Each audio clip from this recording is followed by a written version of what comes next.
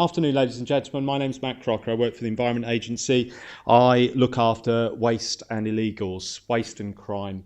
Why have we put waste with crime together? That's not to say that the waste industry is criminal. Far from it. There is a good and fabulous resource and waste industry out there. Unfortunately, attached to that are some criminals, and I'll talk a little bit about that later on. But I'm going to talk in the global sense about how the Environment Agency deals with its regulation. I was very interested to hear some of the comments earlier today. And some of what I say, you'll think, well, that doesn't feel like that. But believe you me, from the regulator's point of view, what we want is for regulation to only be a burden on those legitimate businesses. Only to be a burden on those businesses that don't want to be legitimate.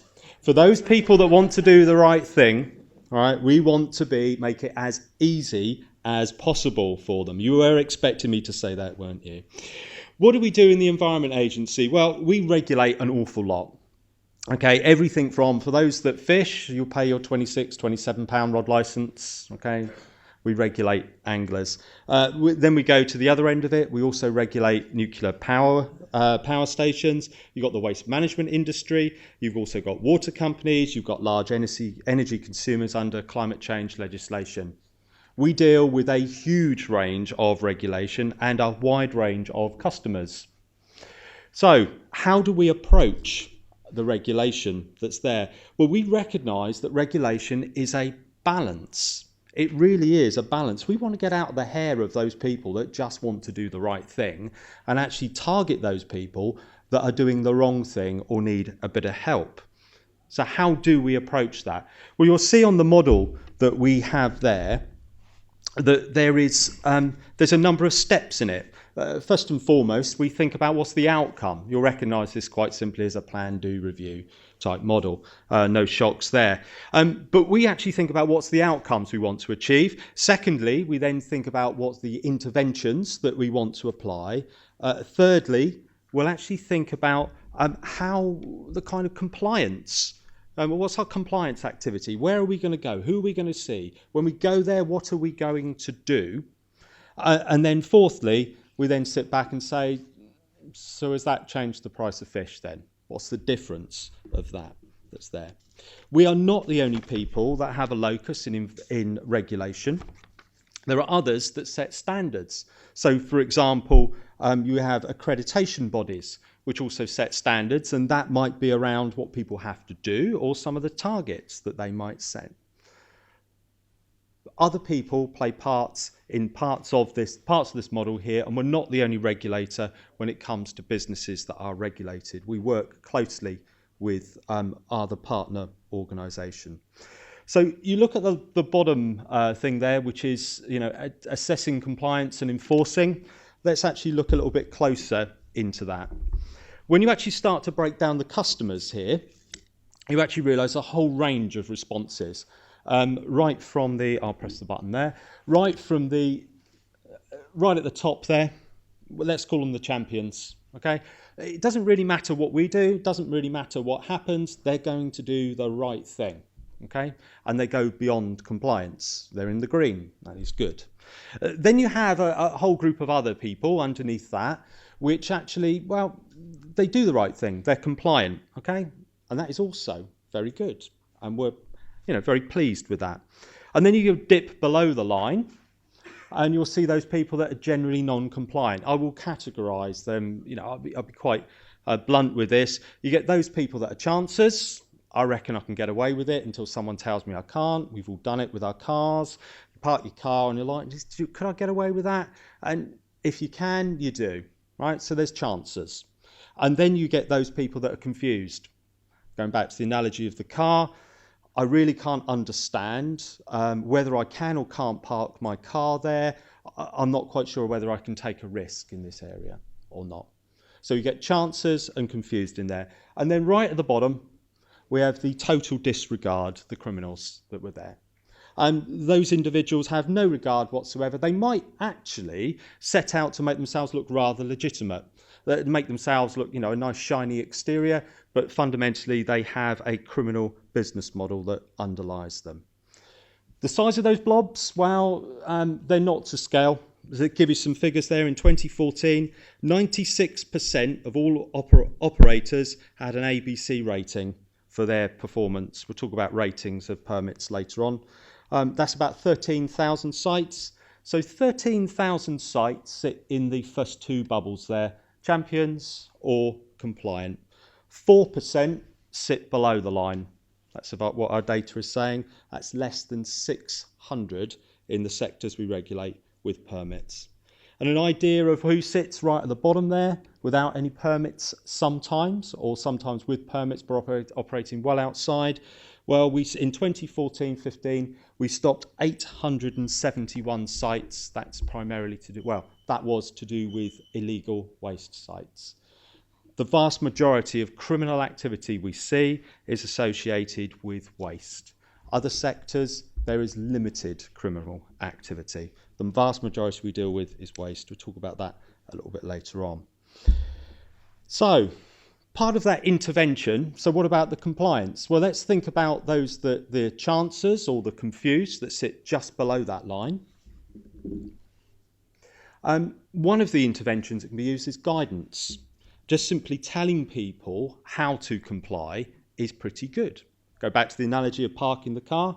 If someone very helpfully said, well, you can park here on a Saturday afternoon for an hour, then that gives you a choice rather than you confused about where to park your car. We've been working very hard over the last year about improving our guidance that's there. And you're probably very familiar with the .gov.uk brand that is out there. And we want to provide the best advice that's there. We provide advice only where we are uniquely positioned to do so. Okay? So best practice, that can come in the vast majority of cases from other bodies rather than the regulator. We provide the information so people can comply with the law. All the essential environmental guidance is now in one place, .gov.uk, and our guidance has reduced. The target there is a reduction of 80%. We will hit that target. That's 80% in volume. I'll give you a sort of a quick anecdote of how that's actually improved things. Hazardous waste guidance, you can measure it. I don't know how thick it was, pretty thick. It's been reduced. It's gone through the .gov.uk process. And one good reputable company said, I didn't realise that such a compound was hazardous at that level. I had no idea. The reason being, they couldn't see the wood for the trees when it was contained in the very helpful guidance we provided, but it was quite comprehensive, let's say over-comprehensive. So we will hit that target. Guidance will be smarter. You can go to a single place to do it. What about our compliance activity, assessing compliance? Well, this starts with the permits, and we take a risk-based approach to our compliance. We start off with permitting from those things which it's a very low risk. It hardly ever goes wrong. Actually, there's just simply register the activity. Put your hand up and say you're involved in it, and that is good enough. Secondly, for activities which are have a little bit more risk associated with it, well, then there'll be a standard set of rules that people have to comply with. And then thirdly, you move to the top end of things, which will be a bespoke permit for an activity. How do you end up in bespoke versus standard rules versus registration? Well, there are a set of rules that are set out about that, but fundamentally underlining that is risk that's there. So we take a risk-based approach, and we ensure that the type of permit that an individual has is appropriate to the activity that they undertake. We do refuse permits. People sometimes ask us to do things that we say, no, you cannot do that. They might go away and modify what they're going to say they're going to do, and then sometimes we still say no, and then we're subject to some kind of appeal or some kind of process which may or may not be successful in those instances there. Once we have a permit in place, then we go and visit that site, and we rate that site in terms of a scale of A to F, right? A being good, F being pretty awful. And then the banding and the charging is associated with that goes up, and it's cheaper up here for the operator, more expensive down there when you have problems that's there. The key message here is that operators, those people operating those processes, those activities, they are responsible for the performance at their site. We're not responsible for that. We check that. If we spot something is going wrong, will we let people know quickly so they can actually take corrective action?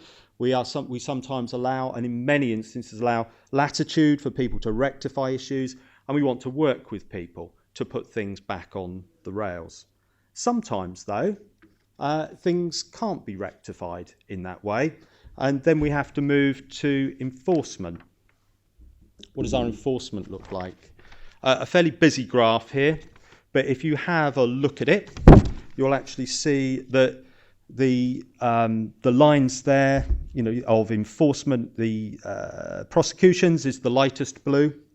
Okay, you'll see over the period of time, the time series from 2007, that's actually gone down, but other sanctions have changed. So you'll see enforcement notices has gone up, and you'll see financial contributions has changed. That's there. Enforcement doesn't always result in prosecution.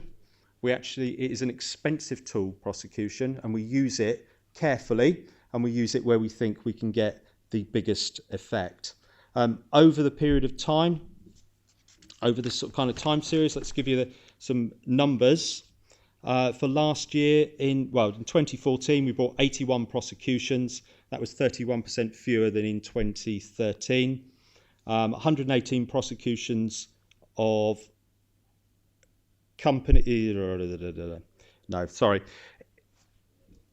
We brought 81 prosecutions against companies for environmental offences in 2014. And also during 2014, we accepted 43 enforcement undertakings from businesses. Most of them were related to packaging waste offences, where actually the way of dealing with that in the most effective way, because we could all agree around that, was just simply to take that enforcement undertaking, and it didn't go anywhere near the criminal courts with that. But what about enforcement? Well, it's not all completely down to us. If you think about the biggest problem we've got in the Environment Agency when it comes to criminal activity, it's to do with waste. In waste, there is a duty of care. And in that duty of care, it says you've got to be careful about who you hand your waste onto. Okay, I'll summarise that horribly, but that's basically what it means.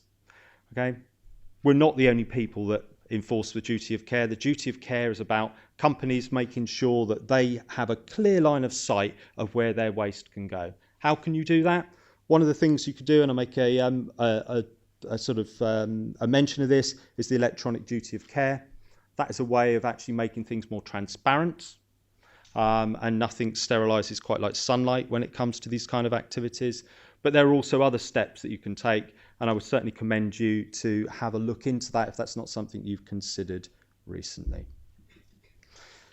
And then lastly, I always finish on this. If there is something which is causing you great concern when it comes to criminal activity or breaches of permit, you can report it via Crime Stoppers, and that's something that we take very seriously.